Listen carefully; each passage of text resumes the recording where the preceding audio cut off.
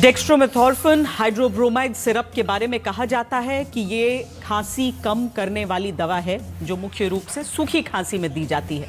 ये दवा मस्तिष्क में खांसी पैदा करने वाले संकेतों को रोककर काम करती है।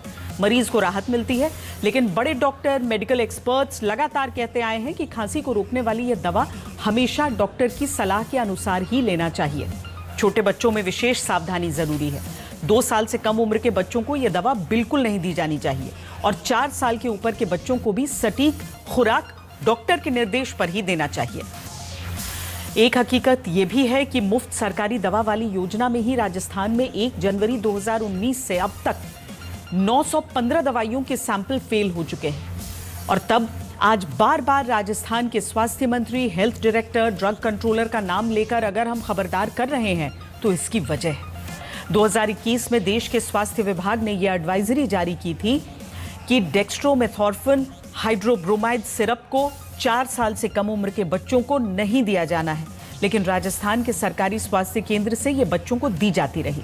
इसीलिए कह रहे हैं कि स्वास्थ्य विभाग राजस्थान का जिम्मेदार है। दूसरी बात, जिस कंपनी की दवा के 40 सैंपल 2 साल में अलग अलग बार फेल पाए गए, अगर वो कंपनी अब भी राजस्थान में मुख्यमंत्री मुफ्त दवा योजना में अपनी दवा भेजने में पास हो रही है तो जांच की जाए कि आखिर सप्लाई का टेंडर बार बार फेल होने पर दोबारा कैसे मिल जाता है।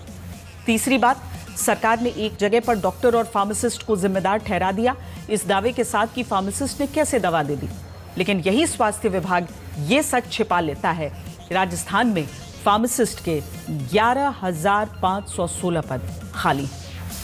देश में कोई निजी दवाई की दुकान खोलना चाहे तो सरकार बिना फार्मासिस्ट लाइसेंस के दुकान नहीं खोलने देती, लेकिन सरकार के दवा स्टोर्स पर फार्मासिस्ट है ही नहीं और वो दवा हेल्थ विभाग आंख पर पट्टी बांधकर बंटवा दे रहा है, जिससे मौत और बीमारी का दावा परिजन करते हैं। कफ सिरप से मौत के दावे पर जिम्मेदार कौन है? सरकारी स्वास्थ्य विभाग, माता पिता या फिर डॉक्टर फार्मासिस्ट? सवाल इसलिए क्योंकि राजस्थान में सरकार ने कफ सिरप को क्लीन चिट दे दी, माता पिता को स्वास्थ्य मंत्री ने कटघरे में खड़ा कर दिया और सीकर में एक डॉक्टर फार्मासिस्ट को निलंबित कर दिया। आज तक ने इसीलिए खबरदार करती इन्वेस्टिगेशन शुरू की, जिसमें पता चलता है कि ज्यादातर जगहों पर सरकारी डॉक्टरों ने एंटी कोल्ड सिरप पर्चे पर तब लिख कर दे दिया जब बच्चों को लेकर माता पिता खांसी की दवा लेने पहुंचे। वहां पर सरकारी स्वास्थ्य केंद्र पर मौजूद कर्मचारियों ने एंटी कोल्ड सिरप के नाम पर फिर से डेक्स्ट्रोमेथोर्फिन हाइड्रोब्रोमाइड सिरप ही बच्चों के माता पिता को दे दिया, जबकि 4 साल पुरानी गाइडलाइन है कि 4 साल से कम उम्र के बच्चों को ये सिरप नहीं दिया जा सकता। हमने आपको पर्ची दिखाई, उसमें एंटी कोल्ड का सिरप लिखा हुआ है, तो उसमें तो वो दे सकता है दवा। एंटी कोल्ड सिरप में एंटी कोल्ड सिरप आती है, वही सप्लाई में दी जाती है और वही जो है रोगी को जो है। साल्ट क्यों नहीं लिखते डॉक्टर?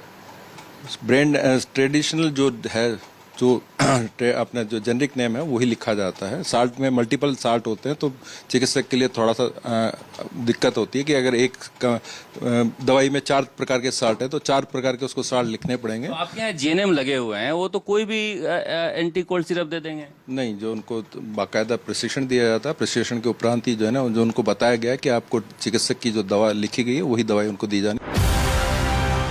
कितना प्रशिक्षण दिया जाता है और कितनी तैनाती है, इसका सच भी आज तक देखकर ही खुद राजस्थान का स्वास्थ्य विभाग कर ले। जहां शरद कुमार सबसे पहले राजधानी जयपुर के सिविल लाइंस के खातीपुरा पीएचसी पहुंचे, यहाँ नर्स बैठकर दवाई देती मिली, फार्मासिस्ट है नहीं, डॉक्टर छुट्टी पर है, पर्ची बनाने वाला बीकॉम पास है।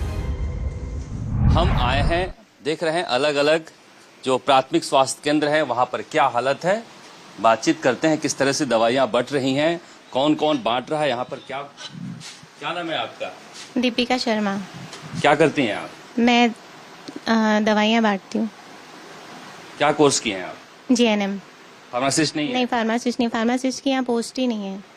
आप ही सारी दवाइयाँ हाँ देती जी, हैं? हाँ जी। अगर खांसी की दवाई देनी हो तो कौन सी देंगी आप?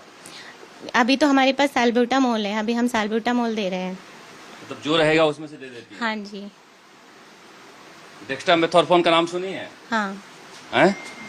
क्यों विवाद में आया है? ये तो पता नहीं। तो कैसे पता किसको देना है किसको नहीं देना है? जो डॉक्टर हमें लिख के देते हैं हम उस हिसाब से दवाइयाँ देते हैं। क्या करते हैं? मैं पर्चे बनाता हूँ। आप क्या कोर्स किए हुए हैं? मैं बीकॉम कर रखी है। ये स्थिति है यहाँ पर कि कॉन्ट्रैक्ट पर लगे हुए हैं पर्ची बनाने वाले और जीएनएम जो हैं वो बैठी हुई है दवाई देने के लिए। अब ऐसे में अगर कोई गलती होती है तो फिर इसके जिम्मेदार कौन हैं? इसके बाद संवाददाता शरद कुमार उद्योग मंत्री राज्यवर्धन सिंह राठौड़ के इलाके में गोकुलपुरा स्वास्थ्य केंद्र पहुंचते हैं। वहां नर्सिंग स्टाफ ही दवा देते मिलते हैं। जयपुर के गोकुलपुरा दवा वितरण केंद्र पर हम आए हैं। किस तरह से यहाँ पर सरकारी डिस्पेंसरी में दवा वितरण किया जा रहा है इसे देख रहे हैं हम। जो दवा वितरण करने वाले हैं उनसे हम बातचीत करते हैं। क्या नाम है आपका? मेरा नाम विजय कुमार है, मैं नर्सिंग ऑफिसर हूँ। आप नर्सिंग ऑफिसर हैं? जी। यहाँ क्या काम कर रहे हैं? मैं फार्मासिस्ट, ये दवाई को काम कर रहे हैं हम यहाँ पे, ड्रेसिंग वगैरह सब कुछ। यहाँ कितने फार्मासिस्ट हैं? ये फार्मासिस्ट नहीं है सर, आप लोग ही दे रहे हो? ऑफिसर है। मैडम आपका नाम क्या है? मेरा भगवती देवी है। आप क्या हैं? मैं नर्सिंग ऑफिसर हूँ। मैं यहाँ पे दवाई वितरण का काम कर रही हूँ। मुख्यमंत्री भजनलाल शर्मा के विधानसभा क्षेत्र सांगानेर तक में दवा देने के लिए फार्मासिस्ट नहीं मिला। क्या हैं आप? मैं यहाँ पे नर्सिंग ऑफिसर की पोस्ट पे हूँ। अच्छा, ये दवा बांटने के बारे में कुछ कोर्स किए हैं? दवाइयों को जानती हैं? हाँ, थोड़ा बहुत तो जानते ही है ना, ऐसे तो कोर्स किए हैं ना, फार्मेसी चलती है हमारी भी, इसलिए अभी यहाँ पे फार्मासिस्ट है नहीं तो इसलिए देखना पड़ रहा है। खांसी की भी कौन सी दवा है जिसके लिए विवाद हुआ है, बंद किया? डेक्स्ट्रामेथासोन। वो आप लोग दे रही हैं? नहीं। पहले दे रहे थे? हाँ, पहले दे रहे थे। किसको दे रहे थे? 12 साल से ऊपर के बच्चों को। देख सकते हैं कि जो जीएनएम लगाए गए हैं उन्हीं जीएमओ के जरिए वहाँ पर दवाइयाँ बांटी जा रही है। और इनका कहना है कि अब चूंकि सरकार ने ये आदेश जारी किया है कि डेक्स्ट्रामेथासोन नहीं बांटा जाए तो हमने हटा दिया है।